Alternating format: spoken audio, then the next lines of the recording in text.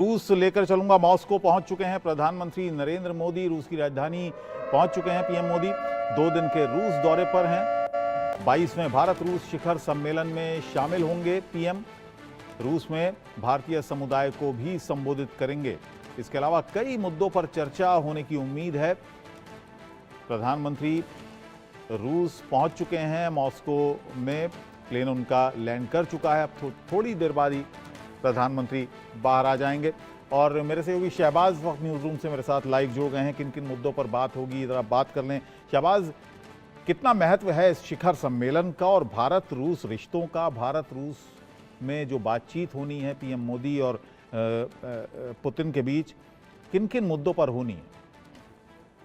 देखिए, अगर जिस तरह हम देख पा रहे हैं कि 10 साल में यह मुल्क में छठा दौरा है। इस दौरान ये कहा जा रहा है कि इस पर पूरी दुनिया की नजर बनी हुई है। एक तरफ हम देख रहे हैं कि नेटो सम्मेलन हो रहा है और दूसरी तरफ ये जो मुलाकात हो रही है ये काफी अपने शहबाज, जरा तस्वीरें मैं बता दूं दर्शकों को। प्रधानमंत्री नरेंद्र मोदी रूस पहुंच चुके हैं, अब बाहर आ चुके हैं प्लेन से। गार्ड ऑफ ऑनर यहां पर दिया जा रहा है और बहुत सारे अधिकारी रूस के पहुंचे हैं प्रधानमंत्री को रिसीव करने। यहाँ पर प्रधानमंत्री यहाँ पर भारतीय समुदाय जो रूस में रहता है उसको भी संबोधित करने का कार्यक्रम है। 22वें शिखर सम्मेलन में पहुंचे हैं। जी शहबाज, क्या महत्व है इस दौरे का? देखिए अब्दुल, अगर हम बात करें तो रूस के साथ में जो रिश्ते रहे हैं वो काफी पुराने रहे हैं। चाहे अगर हम पिछली सरकार की बात करें और चाहे इस सरकार की बात करें। मोदी 3.0 की बात अगर हम करें तो ये पहली द्विपक्षीय वार्ता है। तो खास तौर पर अगर हम डिफेंस की बात करें, क्योंकि जिस तरीके से दुनिया जो है इस वक्त दो धड़ों में बटी हुई है। एक तरफ हमने देखा है कि जब से रशिया और यूक्रेन के बीच युद्ध छिड़ा था उसके बाद से ही जो है दुनिया दो हिस्सों में बटी हुई है, दो धड़ों में बटी हुई है। और इसलिए कोशिश ये की जा रही है कि कौन किसके साथ है ये पता चल जाएगा। एक तरफ नेटो सम्मेलन हो रहा है और दूसरी तरफ अगर हम देखें तो यहाँ पर इन दोनों की मुलाकात हो रही है। तो इसीलिए पूरी दुनिया की नजर इनके ऊपर है।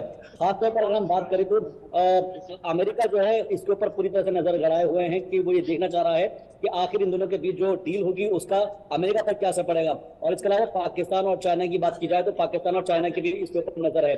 सीधे तौर पर हम बात करें तो इसमें कहा जा रहा है कि जो एक डिफेंस डील की बात की जा रही है तो उसमें एक 203 है। इसके अलावा मैंगो शेल्स जो है वो शामिल बताया जा रहे हैं। और जो 5th जनरेशन का फाइटर जेट है उसमें SU-57 है।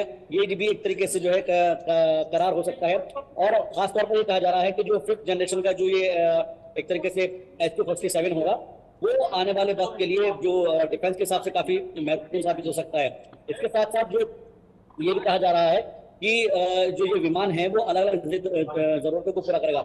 सबसे इंपॉर्टेंट बात जो यहाँ पर अभी कही जा रही है वो ये है कि अमेरिका में जिस तरीके से पिछले दिनों में हमने देखा था कि जब खासतौर पर अलग अलग जगहों पर प्रतिबंध लगा दिया गया था और उस दौरान जो है भारत ने रशिया से जो एक तरीके से ये खरीदना जारी रखा था, क्या वो चीजें आगे भी चलती रहेगी।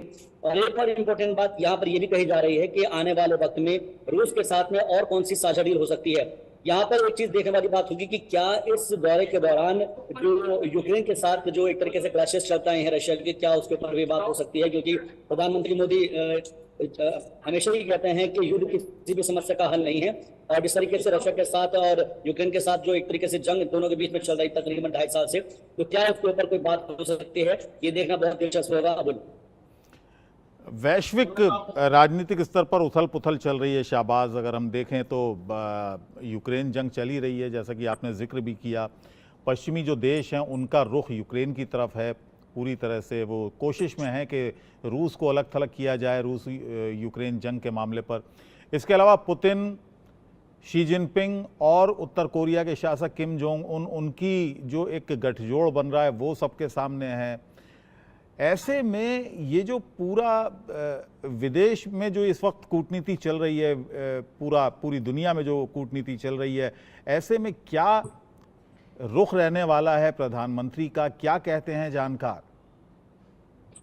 और अगर अब हम जानकार की बात की जाए तो जो विदेश मामलों के जानकार है उनका सीधे तौर पर यह कहना है कि भारत हमेशा से ही इस बात पर जोर देता आया है कि जिसके साथ भारत का साझा है या फिर भारत जिसके साथ दोस्ती रखता है, तो वो सीधे तौर पर भारत के लिए फायदेमंद साबित होनी चाहिए या फिर भारत के मफाद में होनी चाहिए। और यही वजह है कि चाहे आप अमेरिका के साथ कोई डील करते हैं या रशिया के साथ कोई डील करते हैं, तो अगर भारत को उससे फायदा होता है तभी वो डील होती है।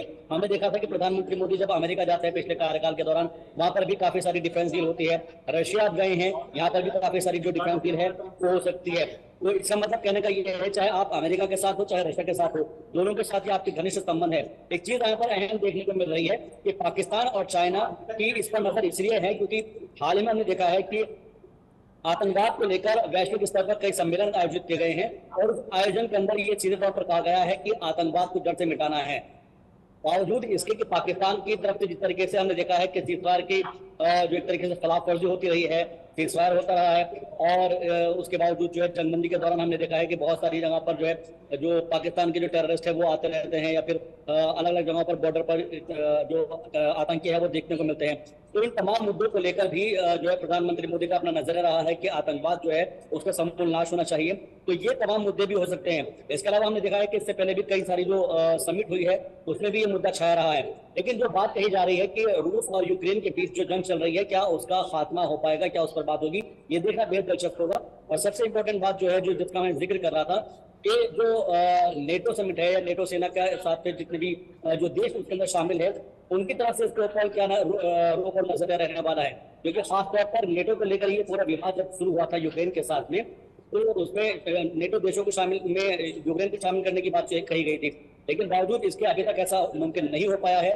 और यही वजह है कि क्या रूस इस बात को लेकर अपनी बात यहाँ पर प्रधानमंत्री मोदी के साथ रख सकता है कि देखिएगा कि जो नेटो ममालिक है, जो नेटो देश है, वो जो है एक तरीके से एक साथ है और इसलिए हमको भी इधर अपने जो दूसरा खड़ा है उसके साथ रहना हो सकता है। तो ये देखने दिलचस्प होगा कि दोनों के बीच में क्या जो द्विपक्षीय वार्ता है वो हो पाती है। अब जी, और बहुत सारे